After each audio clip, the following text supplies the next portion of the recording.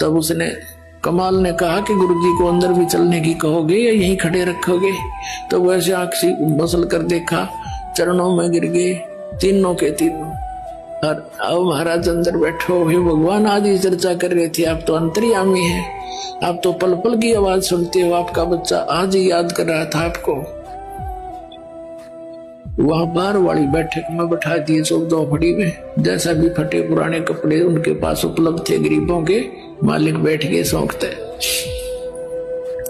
अब सम्मन ने जल करवाया, जल पानी पिलाया, चर्चा करते रहे। भगवान बड़ी दया करी, कैसे दया करी गरीब की झोंपड़ी पर, आप तो समर्थ है दाता, आज ही आपकी बच्चा आपको याद कर रहा था। ऐसे चर्चा चलती रही, काफी देर भी समय बीत गया। फिर सम्मन ने कहा कि भगवान भोजन की सुनाओ। परमात्मा ने कहा भी रोटी खावांगे, भूख लग रही है, भोजन प्रसाद करेंगे।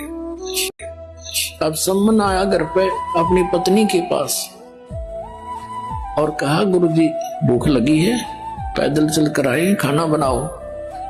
अब नेकी कहने लगी कि घर पे तो आज आटा नहीं है, एक रोटी का भी आटा नहीं है। तो सम्मन ने कहा जाओ किसी से उधारा ले आओ, मांग ला उधारा। वो कहने लगी मैं पूरी आसपास जहां जहां भी मुझे आशा थी उनके पास मैं जा चुकी हूँ उधार मांगने के लिए, सबने मना कर दिया। तो सम्मन कहने लगा कि ला तेरी चूंदड़ी जो ओढ़ रखी थी, चीर, ये तेरा कपड़ा, इसके गिरवे रखा हूँ, मैं ले आता हूँ कहीं से। वो कहने लगी मैं इसको लेकर गई थी गिरवे रखने के लिए, ये फटी हुई एक दो जगह से, किसी ने नहीं दी। अब सम्मन बैठ गया कलेजा पकड़ के, कि भगवान आज क्या बनी?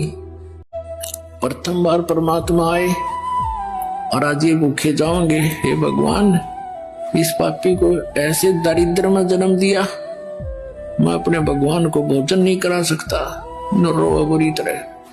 नेकी ने कहा कि ऐसे नहीं, मेरी बात सुनो, आप ऐसे करो, अब तो कह दो गुरुदेव को कि भगवान सुबह भोजन करवाएंगे, ये अंतर्यामी है, सारी जान जाते हैं, संत संकेत समझते हैं, और सुबह भोजन कराएंगे। तो सम्मन कहने लगा सुबह कहां से लाएंगे? तो नेकी ने कहा कि रात में तुम चोरी कर लेंगे। अब प्रतिदिन वो लड़का सुना करता था प्रवचन कि भी जो चोरी करते हैं उनका नाश होया करे, और उस दिन माँ के मुंह से ये बात सुनकर वो शतब्द रह गया। कहने लगा माता चोरी करने वालों का तो विनाश होता है, वो कभी उभरते नहीं, सतगुरु बताते रहते हैं। राजा आप हमें क्या सलाह दे रहे हो? तब नेकी ने बताया बेटा ये नगरी वाले पैसे वाले घड़े हैं, और जहां माया घनी है उनका सिर फिर जाया करे, ये कुदरती बात।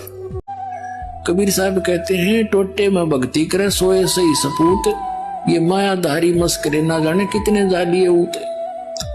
तो बेटा ये जो हम इनको कथा सुनाते थे कि हमारे गुरुजी ऐसे कर देते हैं, हमारे गुरुजी ऐसे कर देते हैं, तो आज मैं जिस भी घर से आटा मांगने गई ये कह करके हमारे गुरुजी आए हैं आटा दे दो उधारा, उन्होंने आटा ना दे करके व्यंग कसे मेरे पर कि आज तो तुम्हारे घर पर तुम्हारे भगवान आ रहे हैं, फिर तुम नक्के मांगने की जरूरत है, वो तो घर भर देंगे तुम्हारा, ये कर दिया था वो कर दिया था, डेंग मारा करती, अब क्यों मांगती फिर रही है?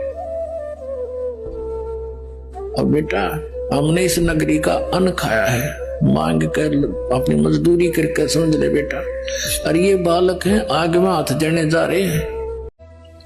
फिर एक कथा सुनाई कि एक नगरी में ऐसे पैसे वाले लोग घड़े हो गए, जहां जहां माया घनी है पुण्यात्माओं भगवान से कोसों दूर कर देती है। ये सबसे बड़ा विष है, और जिसको हम डेली खा रहे और चोरी कर कर खा रहे, कहीं देख लो किसी एक क्षेत्र में आज कोई पीछे नहीं है, तो ये विष इसलिए खा रहे हम, इसका पता कोई नहीं, यो हमें मार डालेगा। अब इस ज्ञान से पता चलेगा कि इसकी तो आवश्यकता नहीं बकवादों की, भक्ति के लिए तो सबसे बड़ा दुश्मन है। और आपको भगवान देगा जो आवश्यकता होगी, समर्थ आपके साथ है, वो देगा जो आपके विष का काम ना करेगी। तो उसने कहा उस नगरी के लोग इतने पैसे के कारण इतना अभिमान था उनमें, साधु संतों का आदर सत्कार भी त्याग दिया था।